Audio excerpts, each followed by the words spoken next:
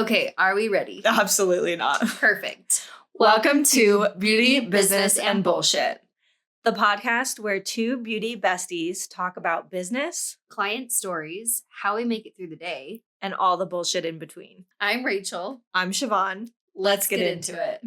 Okay, well, since this is our first podcast, me and Chavaun wanted to kind of just introduce like how we met, kind of how our beauty and friend journey is kind of intertwined, and just like why we got into the beauty industry. So swallow your food, Chavaun. I know, I'm sorry. Go. I decided to take a bite right at the start. That's okay. So the first time me and Chavaun met, she came to my high school for 1 week and decided she hated it and left. But we had sewing class together for 1 week. And then, which is special to me because I love sewing. Yeah, I love sewing too. I wish I still It was did such a more fun of it. class. And It then my was. sewing class at my other school had just like nobody cool in it. So it was really sad. You're like, bummer, I missed out on who could have been But like, your best could I have friend. that class with you, but like at my other school? Would Yeah, have been well, perfect. I wish I was at the other school because I didn't like my school either. Sure. So then later that year, we ended up dancing together at the same studio, or figuring out that we danced together at the same studio. Sorry, my cat is trying to get into our snacks. Can Those you are get for down, us. please, buddy? Cheese isn't going to make your tummy feel good. His name is Moon. So we found out that I had been hanging out with. No, I had been hanging out with a guy you had hung out with. No, I think it's reverse. I think you had hung out with him, and then I was hanging out with him. Are you sure? I'm pretty sure. So then you were like, "Hey, you're hanging out with that kid." We were kids. Let's be real. And I was like, kids. "Yeah." For like 2 seconds, I hung out with him, but then I found out your friend was kind of hanging out with my ex-boyfriend, and that's how we became friends. Okay, Moon, I need you to please not mess with the equipment. That's my only ask for you today, and I will give you one of your favorite things later. I won't say the word yet. Anyway, sorry. So after that, we started hanging out, and then we had one of those just like normal. We became wifeys. We did become wifeys, and then we had like a fight and got divorced. We had a falling out. Her and our other friend decided to replace me with a different wifey. But that's like high school drama. That screwed them over a lot later, so they learned their lesson. We did. So then we actually ended up kind of reconnecting. This is back, like, I didn't have social media at the time because it was like before Facebook was big, but MySpace, I wasn't on MySpace. Facebook was big while I was in high school. I didn't know what Facebook was in high school. MySpace. Yeah, but like in high school, I didn't know what Facebook was. Everyone started getting Facebook and leaving MySpace, and I remember because I was pissed because I didn't want to leave MySpace. Did you graduate the year after me though? Mm-hmm. Maybe that's why. Because I think it started getting big. Year.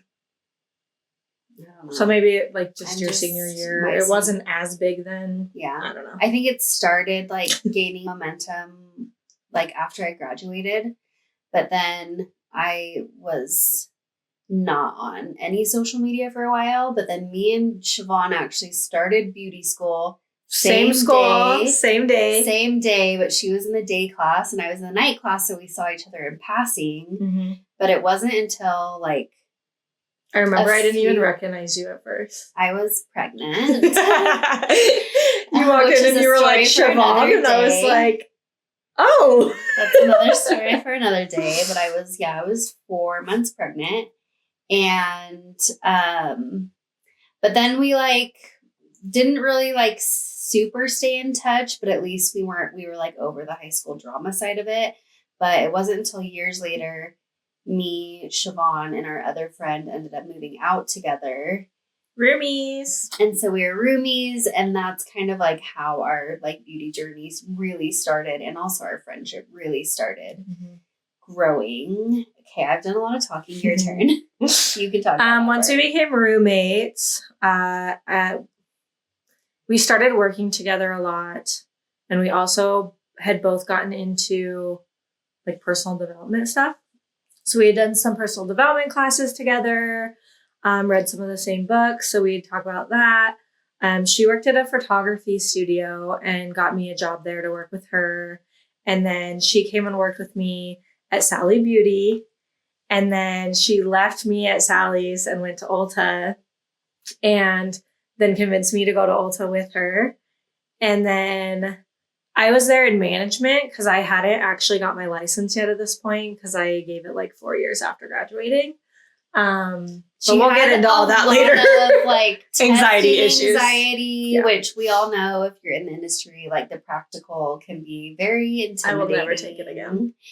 And so like finally a position opened up at the Brow Bar, which was where I had left Sally's to go work at. Yeah. And I'm like, I want to do that. And they were like, well, you need your license. So I finally went and got it. And then after taking brow clients for so long, I decided to go to the salon. So I went hair and you stayed aesthetics.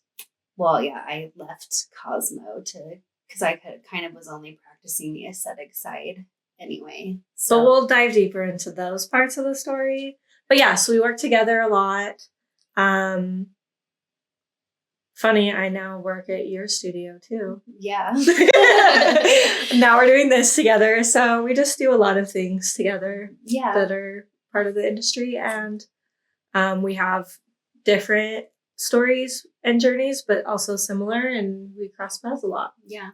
So, and we also have like different ways of going about things, which I think is fun because we have different lifestyles and different experiences, but we still like can align on a lot of the things, but also like in the beauty industry, how you handle certain situations, like our personalities handle it differently. Mm-hmm. And I think that sometimes that's good because I think sometimes you could probably be a hard ass and sometimes I'm like, I'm too nice. And so you have to like, you'd be surprised. My customer service person is different. Less of a hard ass, but I also...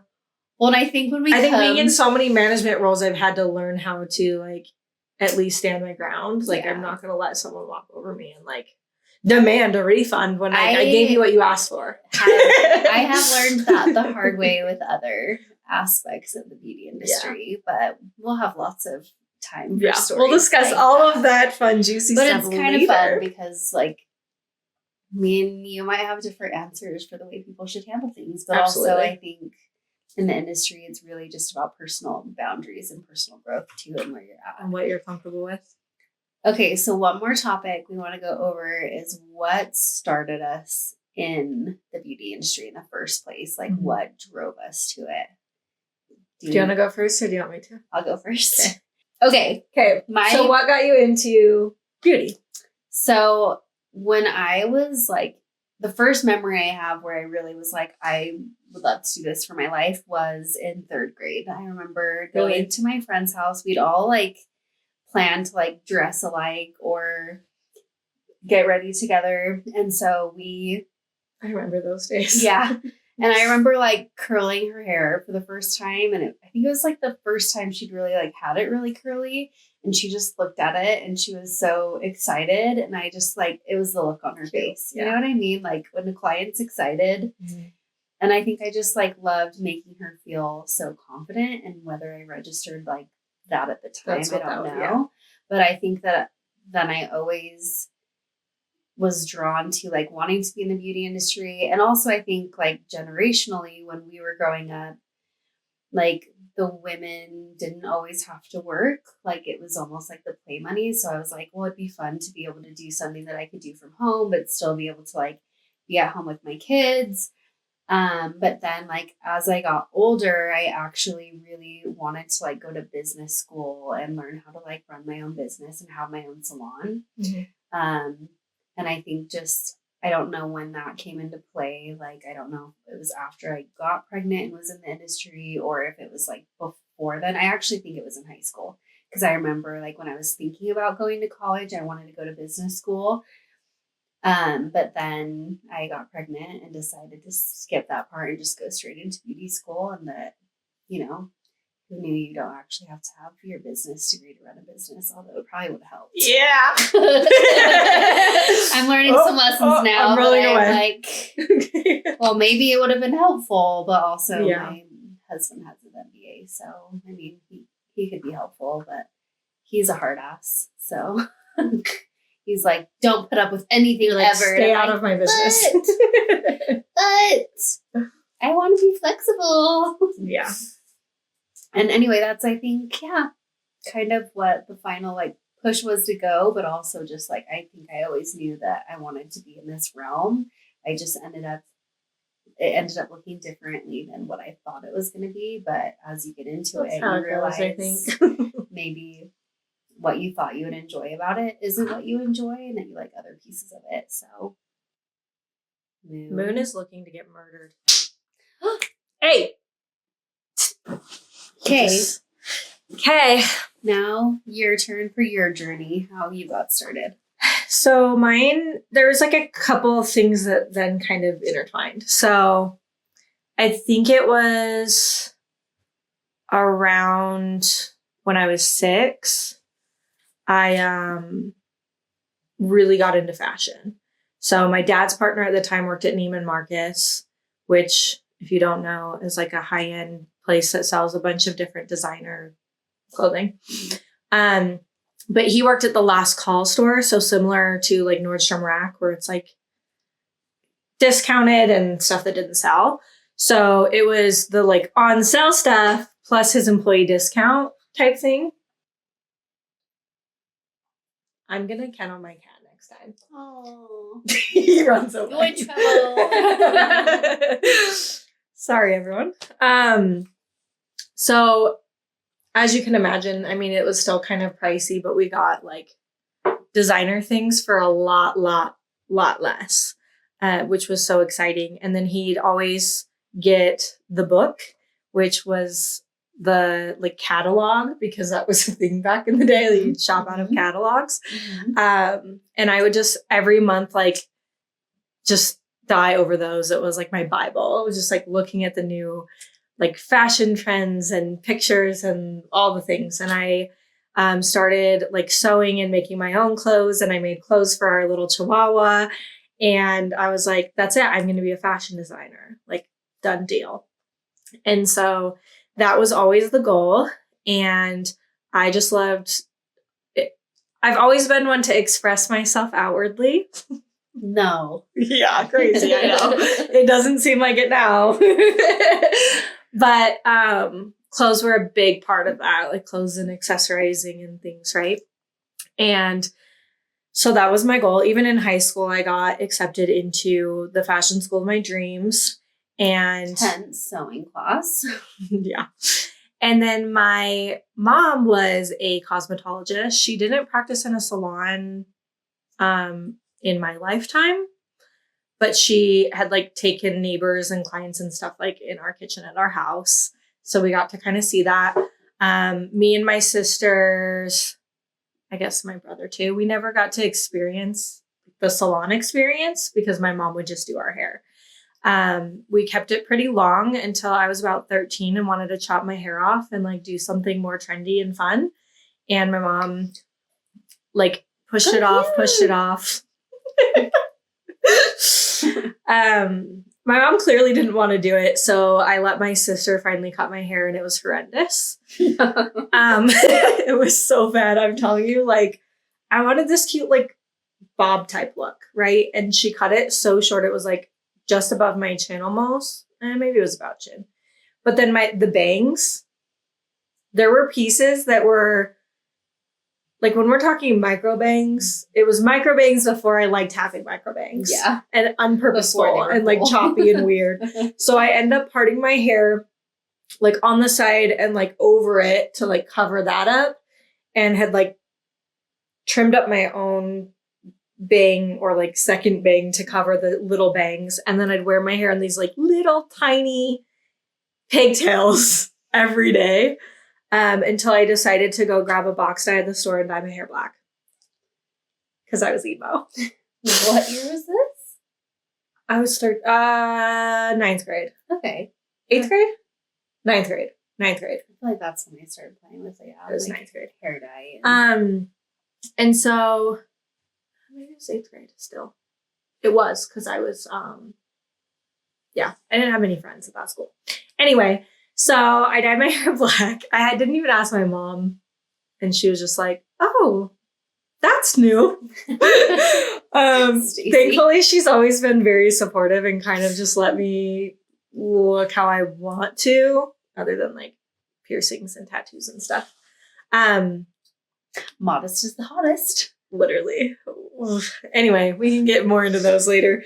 Our backstories, but sorry, this is like rambling. So anyway, I started doing my own hair and getting funky with this stuff. Being like an emo scene kid, I do like raccoon stripes and I was always doing different colors and just crazy stuff and experimenting and having fun. And what's funny is I would use my mom's pro discount at Sally's to get the stuff so that I like got it cheaper. Do you remember like Manic Panic in high school? Oh, absolutely. Oh.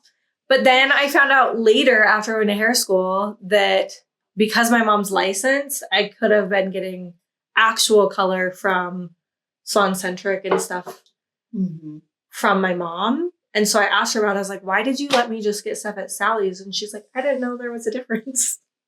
So that tells you my mom's like experience in the industry. She's not like a colorist and doesn't really know, which is fine. But anyway, I got into doing hair. I got into modeling a little bit and modeled for one of our schools. And they do a lot of like avant-garde shoots and hair shows and stuff that's really fun. And it really tied into the fashion world. And so the fashion school I was accepted into, I couldn't afford. And I couldn't get financial help because my parents made too much, but they have 9 kids, so they also can't afford that. And so my thought was, well, this is like a cool tie into the industry. So I've already played with hair. Maybe I'll go to hair school, get my license, work in a salon to pay my way through fashion school. And then I just never went to fashion school. But I also think that like back then, being able to have fun colors and do these kind of like outlooks was frowned upon with like job searching. Like, and it wasn't a thing. Yeah. And now colored hair was like only the alternative kids had crazy colors. In 9th grade, I wanted like platinum blonde with red ends, and they put like a 4 VR. Yeah. And it was so awful. I'm like, I was platinum, kind of, but it was like yellow blonde with like reddish. Because it just like wasn't really a thing. And I don't even think that I like knew that I was being edgy at the time. Like the only vivids were like Manic Panic. And then and then like Pravana. Yeah, and Manic Panic I think didn't. But that was like once I was in school. Yeah, once I was in high school. So it was like a couple years later I figured out what Manic Panic was, and then definitely played with that in high school. But then you would get in trouble at school if you had color in your hair. Yeah. And so you had to like be careful about it, or only do it. Yeah, or only do it in the summer when you're not in school. So Mr. Moon, I need you. But I think that at least covers what we wanted to go over today. Yeah. What got us into the industry and how we met and became besties. Yes. So now we're beauty besties. And next time, I think we're going to go a little bit deeper into like our full beauty industry journeys. Yeah. Like our background and all the things we've done so far. Yeah. And then we'll get into some other fun stories of other people and clients and an advice column and things like that. Yeah. Love it. Yay. Okay. Thanks for joining us. Okay, that's enough free business therapy for today. Thanks for making it this far down the rabbit hole. If you love this episode, make sure to follow, rate, and share this podcast with your beauty besties. If you have a client story, industry confession, or a business question you want us to talk about, send it through the link on our socials. Because honestly, the beauty industry gets weirder every day. Find us at beauty.business.bullshit on Instagram and TikTok, or Beauty Business Bullshit on YouTube. We are clocking out, but keeping the tea hot. Until next time, may your clients pre-book and tip you accordingly.